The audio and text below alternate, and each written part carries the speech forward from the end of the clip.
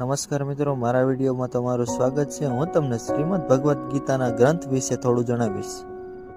આજથી 5000 વર્ષ પહેલા કુરુક્ષેત્રના રણ મેદાનમાં ભગવાન શ્રી કૃષ્ણે અર્જુનને આપેલું માર્ગદર્શન એટલે શ્રીમદ ભગવદ્ ગીતા। ગીતામાં કુલ 4 પાત્રો વચ્ચે સંવાદ થયેલો છે, શ્રી કૃષ્ણ, અર્જુન, ધૃતરાષ્ટ્ર અને સંજય। ભગવાનનું હૃદય એટલે ગીતા, ભગવાને આપેલું ગીત એટલે ગીતા।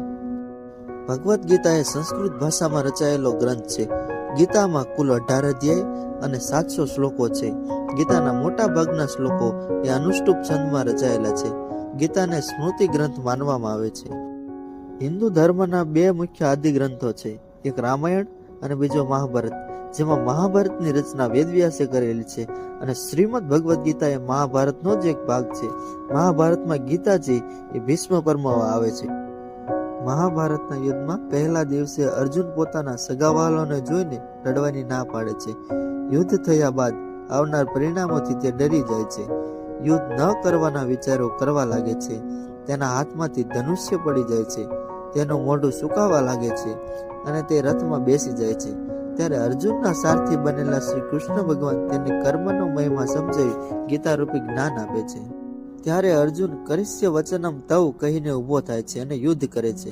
ભગવાને માગસર સુદ 11ના દિવસે અર્જુનને ગીતા જ્ઞાન આપ્યું હોવાથી આ દિવસે ગીતા જયંતિ તરીકે ઉજવવામાં આવે છે। શ્રીમદ ભગવદ્ ગીતા એ હિન્દુ ધર્મનો પવિત્ર ગ્રંથ છે। ગીતાજી એ હિન્દુઓનો ધર્મ ગ્રંથ તો છે જ, પરંતુ સાથે સાથે વિશ્વના તમામ લોકોને જીવન જીવવા માટે માર્ગદર્શન આપતો જીવન ગ્રંથ છે। શ્રીમદ ભગવદ્ ગીતાનો અંગ્રેજી ભાષામાં સૌ પ્રથમ અનુવાદ વોરેન હેસ્ટિંગ્સે કરાવ્યો હતો। ગીતાજીનો સહારો લઈને ઘણા મહાપુરુષો પોતાનું સમગ્ર જીવન જીવી ગયા છે। ગાંધીજીએ ગીતામાંથી સત્ય અને અહિંસા માત્ર 2 શબ્દો લઈને ભારતની આઝાદી અપાવવામાં મહત્વની ભૂમિકા અદા કરી। ભગતસિંહ નૈનમ છિદંતી શસ્ત્રાણી કહી ફાંસીએ ચડી ગયા હતા। આ ઉપરાંત વિનોબા ભાવે, સ્વામી વિવેકાનંદ, સ્વામી સચ્ચિદાનંદ જેવા મહાનુભાવોના જીવનમાં પણ ગીતાનો ઊંડો પ્રભાવ જોવા મળે છે। ગીતા એ જ્ઞાન, કર્મ અને ભક્તિનો સમન્વય છે। ગીતા એ જ્ઞાનનો સાગર છે। આમ ગીતા એ ભગવાનને માણસને આપેલી અમૂલ્ય ભેટ છે એમ કહી શકાય। જો વિડીયો સારો લાગ્યો હોય તો મારી ચેનલને લાઈક કરો, શેર કરો અને સબસ્ક્રાઇબ કરો।